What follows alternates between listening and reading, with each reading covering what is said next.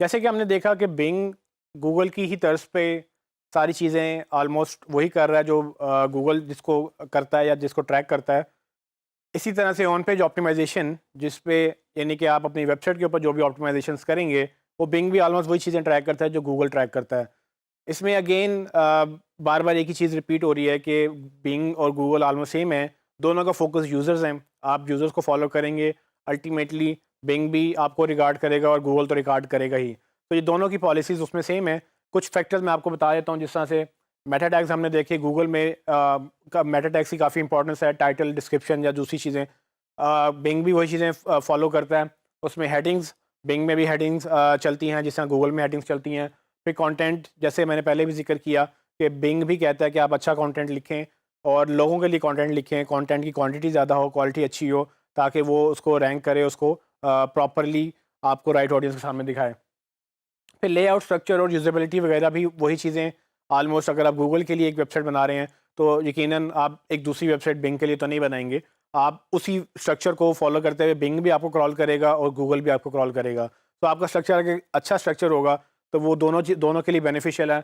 Layout में भी again आपने किस तरह से अपना कंटेंट लेआउट किया है, वो फ़ोकस करें यूज़र के ऊपर कि पहले इंपॉर्टेंट चीज़ें ऊपर लेकर आएँ, इमेजेस यूज़ करें और उसके एक अच्छे कलर और अच्छी जो है रिस्पॉन्सिवनेस के साथ अगर आप पूरी वेबसाइट बनाएँगे, तो वो गूगल और बिंग दोनों में रैंक करेगी। ऑलमोस्ट इनमें कोई ऐसी चीज़ नहीं है जो कि बहुत यूनिक या बहुत डिफरेंट है, जो कि मैं आपको बताऊँ कि भई ये देखें, ये तो गूगल में नहीं है और बिंग में है या बिंग में है और गूगल में नहीं है। तो ये चीज़ें इतनी ज़्यादा डिफरेंट नहीं है। इसीलिए लोग जब एसईओ करते हैं, तो वो ऑलमोस्ट एक ही चीज़ को फ़ॉलो करते हैं, वो चाहे बिंग को फ़ॉलो करें, चाहे गूगल को फ़ॉलो करें। अल्टीमेटली एसईओ वेबसाइट्स के लिए वही रहती है क्योंकि सर्च इंजन एक ही तरह से बाकी चीज़ों को देख रहे हैं और ऑलमोस्ट उनमें कुछ माइनर डिफरेंसेस के अलावा काफ़ी चीज़ें सेम हैं। ऑल्दो टेक्नोलॉजी बहुत डिफरेंट है। गूगल का अपने प्रोप्राइटरी टेक्नोलॉजी है जिसमें वो बहुत ज़्यादा डेटा यूज़ करता है।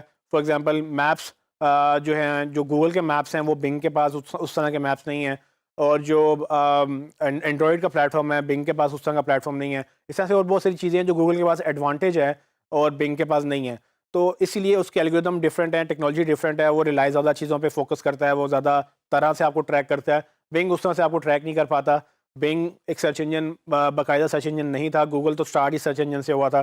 बिंग की अप्रोच थी पहले वो क्योंकि माइक्रोसॉफ्ट की प्रोडक्ट है, माइक्रोसॉफ्ट ने बिंग बाद में बड़ी देर बाद लॉन्च किया।